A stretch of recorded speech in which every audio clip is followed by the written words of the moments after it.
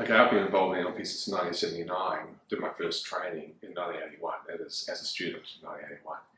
Now, at the time, I had a misguided idea. I thought NLP was a therapy. And partly that wasn't helped by the first trainer I did training with, who was basically teaching it as some sort of therapeutic modality. As we know, and as many people now know in the NLP community, NLP is a way of building models of exceptional effectiveness. Simply my exposure was to therapeutic applications. So when I first encountered NLP, the two books I read was Structured Magic Volume 1, a book about language and therapy by Banner and Grinder, and another book written by Banner and Grinder called The Patterns of the Hypnotic Technique of Milton H. Erickson, MD. So I had an interest both in NLP and in the application of NLP to hypnosis, what's known as Ericksonian hypnosis. And so I made sure I got myself trained in Ericksonian hypnosis as well as NLP. This is way back in the early 80s, and applied it in my private practice. I was basically a psychotherapist using NLP and Ericksonian hypnosis to support clients in making the changes they want to make in their lives. Now, I remember talking to colleagues and friends of mine in a couple of the associations for hypnosis, and I would mention Erickson, and they had Milton Erickson up on the pedestal.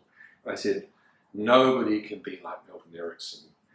And what they failed to recognize was just because they could not replicate similar patterns to the patterns that Erickson used to assist clients in making deep and transformative reorganizations of themselves, they just had him up there on a pedestal too hard.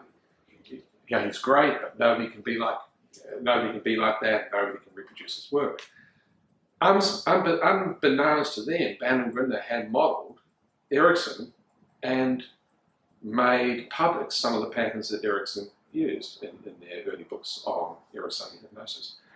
Once again, Patterns of the Hypnotic Technique of Milton H. Erickson, volumes 1 and 2, and a book called Transformations, once again by Banner and Grinder. So I found that fascinating. And frankly, it took about 20 years for Ericksonian patterns to become mainstream in the world of clinical hypnosis. I think that's fairly sad at one level, and yet I think it's fairly typical that often new technology is slowly adopted in when there was already a particular culture in a particular organisation or in a particular field. Erickson's work is tremendous. What I find most interesting is that the patterns he used to support clients in effecting significant changes in their lives through a hypnotic context, that those same patterns can be used in a non-hypnotic context. That I find most interesting.